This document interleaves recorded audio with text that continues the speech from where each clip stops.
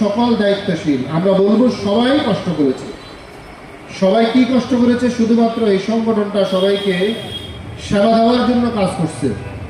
একটা ফোন যদি রাতের 11টায় আসে অথবা 12টা 1টা, আমাদের কেন্দ্রীয় নির্দেশনা হচ্ছে রাতে যতটাই বাজুক না কেন, উনি যদি দায়িত্বে আসার কোনো নিয়ত থাকে তাহলে ওনাকে অবশ্যই রাতে 1টা হোক, 2টা হোক, 3টা হোক সাড়া দিতে হবে।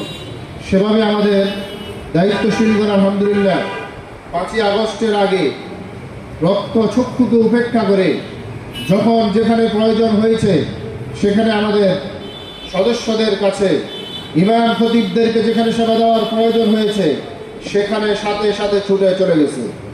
5ই আগস্ট যখন সরকার স্বৈর শাসকের বিদায় হয়, হাসিনা সরকারের বিদায় হয়, তখন আমাদের দায়িত্বশীল আমাদের সদস্যগণ আমরা যখন ফোন করি তাদের কাছে, তখন তারা বলেছে যে 5ই আগস্টের আগে ইমাম খতিবদের উপরে নির্যাতন চালানো হয়েছে, নিপীড়িত হতে হয়েছে তাদেরকে।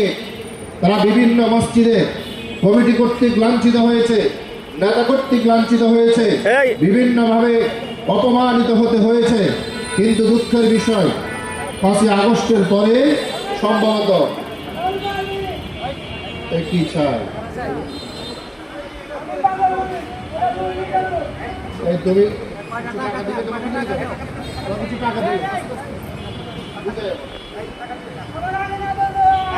টাকা দাও, আগে টাকা দাও, টাকা দাও, টাকা দেন, টাকা দেন।